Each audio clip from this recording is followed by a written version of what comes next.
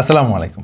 Xiaomi Mi 11 Ultra 2022, 2023, 24 এই 3 বছর আমার সুখে দুঃখের সাথী হয়েছিল এই ফোনটা। কয়েকদিন আগে আমি এই ফোনটা আপগ্রেড করে Mi 14 Ultra ফোনটা নিয়েছি আর কি।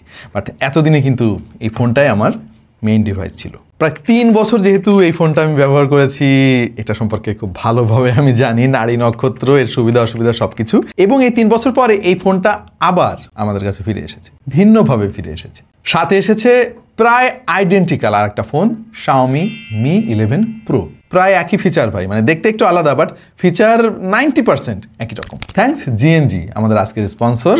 এই অপরচুনিটিটার জন্য আমাদের দর্শকদের মধ্যে অনেকেই এই ফ্ল্যাগশিপ ফোনের রিভিউ দেখতে চান, বিশেষ করে প্রি ওন যে সমস্ত ফোন এই মুহূর্তে মার্কেটে বিক্রি হচ্ছে, ওইটা এতদিন পরে এসে মূলত কি অবস্থা বা কেনা কি যুক্তিসঙ্গত হবে, এই কারণে মাঝে মাঝে আমরা এই ভিডিওগুলো নিয়ে আপনাদের সামনে হাজির হই। আচ্ছা, ভিডিও শুরু করার আগে একটা জিনিস আমি একটু ক্লিয়ার করে দিই।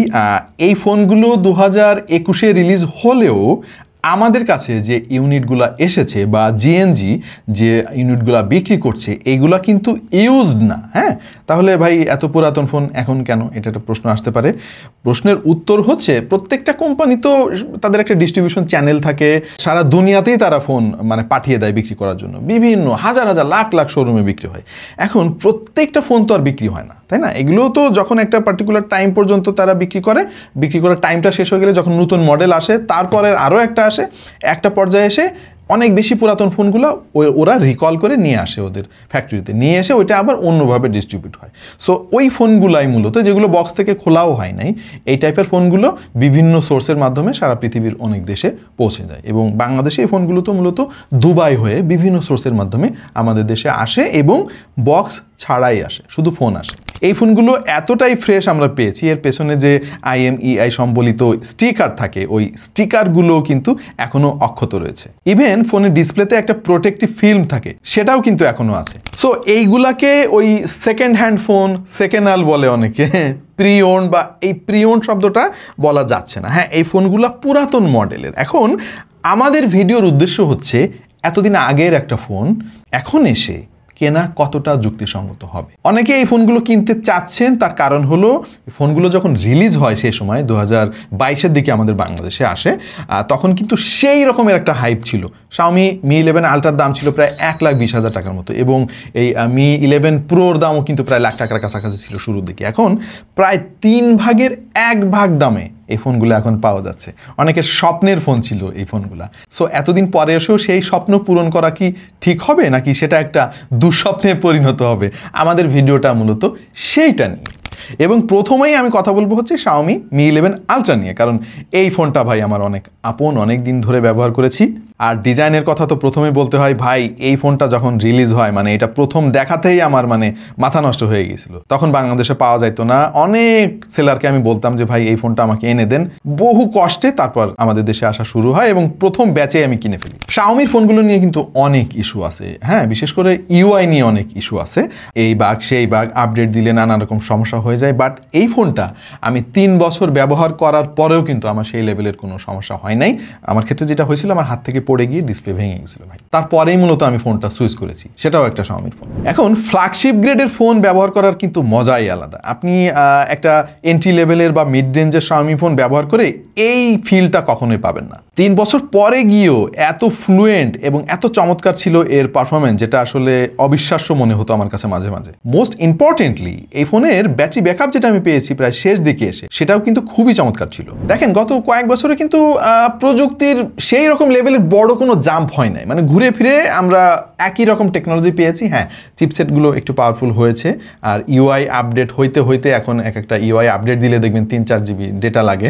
সো অনেক জিনিস ফার্নিশড হয়েছে, কিন্তু হিউজ কোনো পরিবর্তন কিন্তু আমরা এখনো দেখতে পারি নাই। সো Xiaomiর মতো এরকম যে ফোনগুলো আছে, সেই সময় ফ্ল্যাগশিপ ছিল, এখনো পর্যন্ত কিন্তু এই ফোনের গুরুত্ব এতটুকু কমেনি বলে আমার কাছে মনে হয়েছে। To be very honest, Mi 11 Ultra থেকে যখন আমি Mi 14 Ultraতে সুইচ করলাম, মাঝে মাঝে আমি প্রায় ভুলেই যাচ্ছিলাম যে আমি কি আমার ফোন সুইচ করছি কি করি না, কারণ সফটওয়্যার এক্সপিরিয়েন্স থেকে শুরু করে প্রত্যেকটা জায়গায় আমার কাছে আইডেন্টিক্যাল লাগতেছিল। তো যেটা বলতেছিলাম, এটা ডিজাইন নিয়ে এক্সেপশনাল গুড একটা ডিজাইন আপনি পাবেন Mi 11 আলট্রায়। বিশেষ করে সাদা কালারটা এত জোস লাগে। ক্যামেরা বামটা যদিও কারো কারোর জন্য একটু মাথা ব্যথার কারণ হতে পারে, যেটা আপনি এর ব্যাক কভারে ব্যবহার করলে কিছুটা মুক্তি পাবেন, এবং এর ডিসপ্লেটাও কিন্তু সেই লেভেলের জোস। আর এতে ব্যবহার করা হয়েছিল স্ন্যাপড্রাগনের 888। এই চিপসেটটা নিয়ে বহু রকম বিতর্ক আছে, কেউ কেউ বলেন এটা প্রচুর পাওয়ার কনজিউম করে। প্র্যাকটিক্যাল লাইফে আমি সেরকম দেখি নাই। আমাদের যে ইউনিটটা আছে এখানে 12GB র্যামের সাথে 256GB স্টোরেজ আছে। ক্যামেরা সেট আপও ভালো এটার ভাই, গুগলে সার্চ করলে এর প্রায় সবই আপনি দেখতে পারবেন। বাট আমরা আজকে মূলত এই ফোনের প্র্যাকটিক্যাল এক্সপিরিয়েন্সটা আপনাদের সাথে শেয়ার করব। যেমন ধরেন এর পেছনে যে ছোট্ট একটা ডিসপ্লে আপনারা দেখতে পাচ্ছেন, এইটা কিন্তু জোস একটা জিনিস। এখান থেকে আপনি সময় দেখতে পারবেন, ফোনের নোটিফিকেশন কি আসলো সেটা দেখতে পারবেন বা পড়তেও পারবেন। বাট আমার কাছে যে জিনিসটা সবচাইতে ভালো লাগে সেটা হলো এই ডিসপ্লেটা দিয়ে আপনি রিয়ার ক্যামেরার প্রিভিউ দেখতে পারবেন। মানে নর্মালি আমরা সবসময় তো ফোনের ফ্রন্ট ক্যামেরা দিয়ে ছবি তুলি, বাট এই ফোনটা দিয়ে আপনি এর রেয়ার ক্যামেরা কি হচ্ছে না হচ্ছে দেখে তারপরে আপনি ছবি তুলতে পারবেন। এটা জোস একটা ব্যাপার, এবং এটা যখন আপনি অন করে দিবেন পেছনের ডিসপ্লেতে অল্প একটু ছোটো করে হলো আপনি কিন্তু দেখতে পারবেন। এবং রেয়ার আর ফ্রন্ট ক্যামেরার পার্থক্য তো আপনারা সবাই জানেন, নতুন করে বলার কিছু নাই। সো এই জিনিসটা কিন্তু খুব একটা ফোনে আজকাল দেখা যায় না, ইভেন এখনকার কোনো ফোনে তো দেখা যায় না। 5000 mAh এর ব্যাটারিতে আছে, সে সঙ্গে 67 ওয়াটের ফাস্ট চার্জিং সাপোর্ট আছে। বাট ইন্টারেস্টিং ব্যাপার হচ্ছে এতে যে ওয়্যারলেস চার্জিং আছে সেটাও 67 ওয়াটের, সেই সাথে রিভার্স ওয়্যারলেস চার্জিংও আছে। যদিও এইসব টেকনোলজি এখন পুরাতন হয়ে গেছে, বাট এই দামে এই সময় এসে ইম্পসিবল। আর এত পুরানো ফোনের যে জিনিসটা নিয়ে আমরা সবচেয়ে বেশি টেনশন করি সেটা হলো এর performance. To be very honest, আমাদের কাছে কিন্তু পারফরমেন্স নিয়ে তেমন কোনো ইস্যু মনে হয় নাই। আমরা AnTuTu টেস্টও করে দেখেছি। 7,80,803 স্কোর এসেছে। গিগবেঞ্চে সিঙ্গেল করে 1088 এবং মাল্টি করে 2088 স্কোর এসেছে। এবং আমরা এই ফোনে বেশ কিছু গেম ট্রাই করে দেখেছি, পারফরমেন্স নিয়ে তেমন কোনো ইস্যু আমাদের চোখে পড়ে নাই। মোট কথা এই ফোনটা যেহেতু এর আগে ব্যবহার করা হয় নাই, সো এটার যে চিপসেট তার ক্ষমতা কিন্তু এখনো অক্ষত আছে। সো এর প্রতিটি পরতে পরতে কিন্তু আমরা এই ক্ষমতাটা দেখতে পেয়েছি। বেশিরভাগ অ্যাপ কিন্তু খুব চমৎকারভাবে হ্যান্ডেল করতে পারে। মাল্টিটাস্কিং এক্সপেরিয়েন্সও খুবই জোস ছিল। এবং অনেকে হয়তো টেনশনে আছেন যে এই ফোনটা কিনলে অ্যান্ড্রয়েডের আপডেট পাওয়া যাবে কি, কারণ 2021 সালের ফোন। আপনাদের একটা তথ্য জানিয়ে রাখি, অলরেডি এই ফোনে আমি অ্যান্ড্রয়েড 14 এর আপডেট পেয়ে গিয়েছি। সেই সঙ্গে HyperOS 1 আছে, যেটা 2 হয়ে যাবে খুব শীঘ্রই, এবং এতে অ্যান্ড্রয়েড 15 এর আপডেটও পাওয়া যাবে। এটা ছবির কোয়ালিটি একটা ইস্যু হইতে পারে আপনাদের অনেকের জন্য, কারণ আজকালকার ফোনে বেশ ভালো ছবি আসে কম দামের অনেক ফোনেও। বাট এইটা সেই সময় জোস একটা ক্যামেরা সেটআপ দিয়ে বাজারে বের হয়েছিল এবং দারুণ দারুণ ছবি তুলতো। এখনকার সময়ে এসে হয়তো অনেক ফোনের সঙ্গে প্রতিযোগিতায় একটু পিছিয়ে থাকবে। তারপরেও কিন্তু এটা পারফরমেন্স আপনাকে যথেষ্ট খুশি করবে যদি আপনি এখনকার দামের কথা চিন্তা করেন। এখনো তো দামই বলা হলো না। জিএনজিতে এই মুহূর্তে ফোনগুলো পাওয়া যাচ্ছে। Mi 11 Pro যেটা, সেটা পাবেন আপনি 30,000 টাকার আশেপাশে, আর Mi 11 আলট্রা পেয়ে যাবেন 40,000 টাকার আশেপাশে। হ্যাঁ, আমি জানি আপনাদের মধ্যে অনেকেই হয়তো কমেন্ট করবেন যে ভাই 40,000 টাকা দিয়ে এই ফোন না নিয়ে এখন মিড রেঞ্জের অনেক ফোন আছে মার্কেটে, ভালো ভালো ডিল আছে, সেগুলো নেওয়া ভালো। কিছু ফোন হয়তো আছে নেওয়া ভালো হবে, বাট এই সমস্ত ফ্ল্যাগশিপ গ্রেডের যে সমস্ত ফোন একটা কোম্পানি বের করে, মানে তাদের সর্বোচ্চ ক্ষমতা দিয়ে মার্কেটে একটা ফোন অন্তত দেখানোর জন্য হইলেও অনেক কিন্তু বের করে, যেমন Xiaomi Mi 11 আলট্রা ফোনটা। এটা কিন্তু সেই সময় সর্বোচ্চ টেকনোলজি দিয়ে সর্বোচ্চ যত্ন দিয়ে Xiaomi রিলিজ করেছিল এবং বেশ আলোচিত হয়েছিল সেই সময়। এইরকম ফিল আপনি এখনকার মিড রেঞ্জের ফোনে পাবেন না। হ্যাঁ, কিছু জায়গায় অবশ্যই কমতি রয়েছে যেটা আপনাকে কম্প্রোমাইজ করতে হবে, বাট তারপরেও আমি বলবো যে 40,000 টাকায় Mi 11 আলট্রা এখন কিন্তু বেশ ভালো একটা ডিল। এবং Mi 11 Pro যেটা অলমোস্ট সিমিলার স্পেক, এটা নিয়ে খুব বেশি কথা আমি বললাম না আজকে, কারণ যেহেতু প্রায় একই স্পেক দুইটার, আলাদা করে বলার কিছুই নাই।